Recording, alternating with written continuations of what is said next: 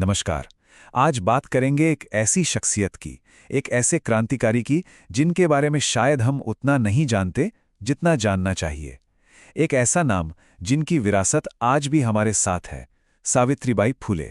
सोचिए जरा, आज हमारे लिए पढ़ना, लिखना, स्कूल जाना कितना आम है ना? ये हमारा मौलिक अधिकार है। लेकिन एक वक्त था जब यही चीज खासकर एक महिला के लिए एक क्रांतिकारी काम माना जाता था। एक ऐसा काम जो पूरे समाज को चुनौती दे देता था। और बस इसी दुनिया में, इसी माहौल में सावित्रीबाई ने अपनी आंखें खोली थी। तो सावित्रीबाई का सफर कितना एक्स्ट्रॉर्डिनरी था, ये समझने के लिए हमें थोड़ा समय में पीछे जाना होगा। चलिए चलते हैं 19वीं सदी के भारत में। 3 जनवरी 1831 जब उनका जन्म हुआ, तब की दुनिया आज से बहुत ही अलग थी। उस दौर में लड़कियों की जिंदगी का रास्ता समझिए कि पैदा होने से पहले ही तय कर दिया जाता था। बचपन में शादी और पढ़ाई लिखाई, अरे उसका तो सवाल ही नहीं उठता था, पूरी तरह से मनाही थी। जिंदगी बस घर के कामों में, पितृसत्ता के कड़े नियमों में और एक बहुत ही कठोर जाति व्यवस्था में बंद कर रह जाती थी। मतलब अपनी मर्जी, अपने सपने, इनकी तो कोई गुंजाइश ही नहीं थी। और ये जो पूरा सामाजिक ढांचा था ना, इसकी जड़ में थी पितृसत्ता। मतलब एक ऐसा सिस्टम जहां सारी ताकत, सारे अधिकार, सब कुछ पुरुषों के हाथ में, और महिलाओं को बस उनके अधीन रहना था। और बस इसी ढांचे को, इसी सोच को सावित्रीबाई ने चुनौती दी।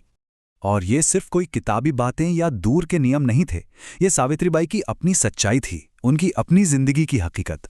वो महाराष्ट्र के नायगांव में एक साधारण किसान परिवार में पैदा हुई, और जैसा उस वक्त का चलन था, उनकी भी शादी बचपन में ही कर दी गई। बस लग रहा था कि उनका भविष्य भी पत्थर की लकीर बन चुका है, अब कुछ नहीं बदलेगा।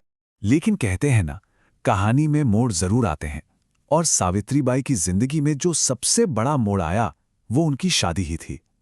एक ऐसी पार्टनरशिप जिसने आगे चलकर सब कुछ बदल कर रख दिया।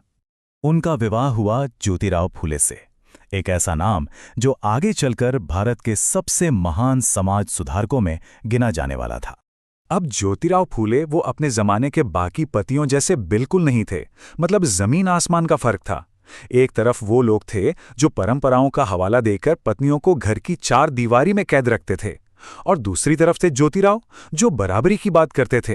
वो कहते थे कि महिलाओं को भी पढ़ना चाहिए, उन्हें भी आगे बढ़ना चाहिए। वो महिलाओं की काबिलियत पर यकीन करते थे।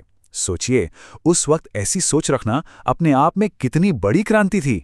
और ये सिर्फ कोई कहने की बात नहीं थी, ये उनका अटूट विश्वास था। एक ऐसा मजबूत विश्वास जो सावित्रीबाई के पूरे सफर की प्रेरणा बना। तो ज्योतिराव के इसी साथ और प्रोत्साहन से सावित्रीबाई ने उस रास्ते पर पहला कदम रखा जिस पर चलने की समाज ने सख्त मनाही कर रखी थी, और वो रास्ता था शिक्षा का। पर यह रास्ता, जैसा कि हम सोच सकते हैं, बिल्कुल भी आसान नहीं था। शुरुआत हुई घर से ही, जहां ज्योतिराव ने उन्हें सिखाना शुरू किया। लेकिन जैसे ही ये बात घर से बाहर निकली, हर कदम पर समाज का जबरदस्त विरोध झेलना पड़ा। लेकिन इस पूरी प्रक्रिया में, इस संघर्ष में, उन्होंने सिर्फ अक्षर ज्ञान ही नहीं पाया, बल्कि उन्होंने अपनी खुद की ताकत को, अपनी असीम क्षमता को पहचाना। और ये कोई हल्का फुल्का विरोध नहीं था, ये खुली दुश्मनी थी। उस जमाने में एक औरत का पढ़ना लिखना समाज के ठेकेदारों के लिए एक सीधा खतरा था। उन्हें लगता था कि इससे पूरी सामाजिक व्यवस्था ही हिल जाएगी। अब इतने बड़े विरोध का सामना करने के लिए जाहिर है असाधारण हिम्मत चाहिए थी, और वो हिम्मत आई दृढ़ संकल्प से, अनुशासन से और जानने की इच्छा यानी जिज्ञासा से।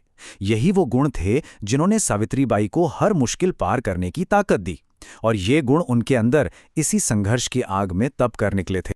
और बस यहीं से ये कहानी सिर्फ एक महिला की अपनी पढ़ाई की लड़ाई नहीं रहती, ये कहानी एक बहुत बड़े बदलाव की शुरुआत बन जाती है। सावित्रीबाई का जो अपना संघर्ष था, वही उनके जीवन के सबसे बड़े मिशन की नींव बन गया। अगर हम उनकी यात्रा पर एक नजर डालें तो 1831 एक ऐसी दुनिया में जन्म जहां हर तरफ पाबंदियां थी। फिर लगभग 1840 में एक ऐसे इंसान से शादी हुई जिनकी सोच वक्त से बहुत आगे थी। इसके बाद शुरू हुई उनकी क्रांतिकारी पढ़ाई, और आखिर में वो जागरण, उनकी सोच में वो बदलाव आया जिसने उनके पूरे जीवन के काम की बुनियाद रख। ये सब सिर्फ किताबी बातें नहीं थीं, ये उनके लिए कोई दिमागी कसरत नहीं थी। उन्होंने खुद भेदभाव झेला था, अन्याय को बहुत करीब से महसूस किया था, और यही जो उनका अपना दर्द था ना, असमानता का, उसी दर्द ने उनके अंदर दूसरों के लिए लड़ने की एक ऐसी आग जलाई जो कभी नहीं बुझी। उनके अपने तजुर्बे, उनके अपने अनुभव, वही उनकी सबसे बड़ी प्रेरणा बने। ये एक सफर था, व्यक्तिगत दर्द से निकलकर एक बड़े सामाजिक मकसद की ओर। तो सावित्रीबाई फूले की जिंदगी का ये शुरुआती हिस्सा हमें एक बहुत बड़े सवाल पर लाके खड़ा कर देता है कि आखिर एक सही विचार के लिए, एक सही सोच के लिए पूरे समाज के खिलाफ खड़े होने की हिम्मत कहाँ से आती है? क्या चाहिए होता है इसके लिए?